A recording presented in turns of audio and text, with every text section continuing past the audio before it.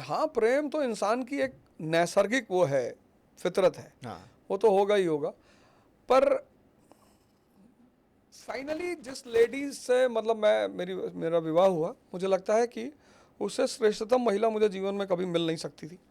और समझने जिसको कहते हैं, मतलब जैसे मैंने कहा ना, एक पिता ने मेरे जीवन में एक दिशा दी, ऐसे आज जो जीवन का संघर्ष है, जीवन में जब भी आप अपने लाइफ पार्टनर को चुनते हैं, विवाह करते हैं, शादी करते हैं, तो जितना ईमानदार होकर आप दोनों लोग शुरुआत में साथ में रहेंगे, उतनी बाद में आपकी अच्छी लाइफ होगी। साथ शुरुआत में जैसे हम क्या करते हैं कि शादी होने से पहले हम एक ऑरा बनाते हैं अच्छा होने का, वो बहुत नुकसान करता है।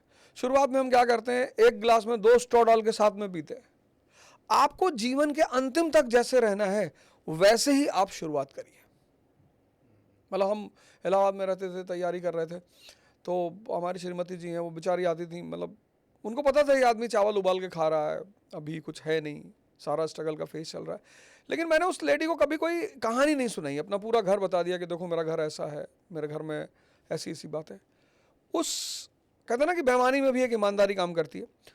तो आज जो जीवन का मेरा उत्तरार्ध का स्ट्रगल है, उस स्ट्रगल को श्रीमती मंजरी ओझा ने 70% अपने ऊपर ले रखा है। अरे वाह। तो मैम का नाम है मंजरी। मंजरी ओझा। आपने लव मैरिज की है? लव मैरिज की है। ये कहाँ कैसे शुरुआत हुई, कुछ बताइए थोड़ा सा। हमारा एक दो स्टूडेंट है, नीरज तिवारी, और अभी उसकी पोहे की दुकान है हजरतगंज में। बहुत शानदार दुकान है नीरज तिवारी की हजरतगंज में, बड़ी शानदार। और मतलब सुबह मैं जाता हूँ तो कम से कम 200 लोग तो खड़े ही रहते हैं पोहा खाने के लिए? पोहा खाने के लिए। मतलब जो कैथेड्रल चर्च है उसी के पास उसकी दुकान है, और बहुत शानदार। उस आदमी ने भी मेरे जीवन को एक दिशा दी, मतलब मुझे चढ़ाया उस आदमी ने जम के, सर आप जैसा टीचर। अब मैंने कहा यार सर मैं बता रहा हूँ सर आप बहुत बड़े टीचर हो, और बहुत बड़ा टीचर कह के उसने मुझे टीचर बना ही दिया। पता नहीं मैं पढ़ाऊँ ना पढ़ाऊँ एक अलग बात है।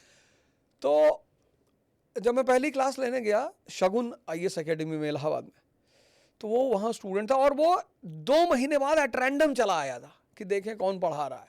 छोड़ दी थी उसने क्लास, बैठा था, उसको मज़ा आया तो क्लास के बाद आया, गुरुजी प्रणाम। ऐसे धीरे धीरे मिलते रहे। तो उस दिन कहा, ठंडक का समय चल रहा था, कहा ऐसा है सर मटर की कचौड़ी खाएंगे? हमने कहा खाएंगे भैया, स्ट्रगल के टाइम में कोई कुछ भी खिलाए वो अमृत ही है। तो कीटगंज में रहता था, तो हमारी श्रीमती जी के मकान में वो किराएदार था। अच्छा। हालांकि उनका रिलेटिव भी था, पर वो किराएदार भी था। तो गए, तो वहीं से फिर मुलाकात शुरू हुई, बातचीत शुरू हुई। वो आई, उस वक्त जो है LIC का कुछ काम करती थी, तो हमसे बोली एक पॉलिसी ले लीजिए। अरे मैंने कहा मैं खुद ही दुनिया में जो है पॉलिसी बेचने वाली, स्कीम बेचने का काम कर रहा हूँ। तो वहीं से बातें शुरू हुई, और फिर एक आप बताना चाहेंगे कोई एक अच्छा क्या मतलब कैसे आगे बढ़ा ये रिश्ता, और उस रिश्ते में आपका क्या पागलपन था? होती ना एक मैडनेस होती है उस समय, कुछ कुछ एक किस्सा कैसे मिलने जाते थे, कुछ बताइए। नहीं, बढ़िया हम तो नहीं मिलने तो ऐसे ही आमतौर पे जैसे लोग मिलते हैं। एक्चुअली हमारे साथ तो यहाँ इलाहाबाद में कोई था नहीं घर वाला, तो हमें तो घर की चिंता थी नहीं, घर की चिंता उन्हीं को रहती थी। अच्छा। तो शाम को हमारे एक मोहम्मद हुसैन भाई डायरेक्टर थे, उन्हीं की बाइक थी कैलिबर, तो उस पर वो अपना दुपट्टा उपट्टा बांध लेती थी, हम ले आके घर छोड़ आते थे उनको। हाँ, शादी में बवाल हुआ। पहली बार मैं उनके पिताजी से मिलने गया, तो मुझे लगा कि ऐसा ना हो लड़ाई झगड़ा करे। तो कंपनी गार्डन एक जगह पड़ती है इलाहाबाद में, तो शाम को वहाँ मिलने गया, तो वही नीरज तिवारी साथ में थे। तो मैंने एक बैग, जो हैंड बैग होता है, उसमें ईंटें भरे बड़े बड़े। हमने कहा देखो तिवारी, अगर अगली तरफ से कोई भी हिंसा होगा तुम लेके तुरंत रेडी हो जाना, वो बैग हमको पकड़ा देना। हालांकि हमारे जो फादर इन लॉ हैं, ससुर जी हैं, श्री भानु प्रताप मिश्रा जी, वो आए, हमसे बात की, हमसे कहा कि देखो भैया ऐसा है कि बिटिया है हमारी, तो हमारा तो समाज में जवाबदेही बनती है, तो हमें अब उसकी शादी करनी, तो आप अगर करनी है अगर, तो आप अपने घर वालों से बात कर लो। तो मेरा कोई काम इस दुनिया में बिना लड़ाई संघर्ष के हुआ ही नहीं। मतलब हम कहीं भी गए तो संघर्ष का सामना करना ही पड़ा, वो चाहे पढ़ाई हो, चाहे शादी हो, चाहे कुछ भी रहा हो जीवन में। ठीक है।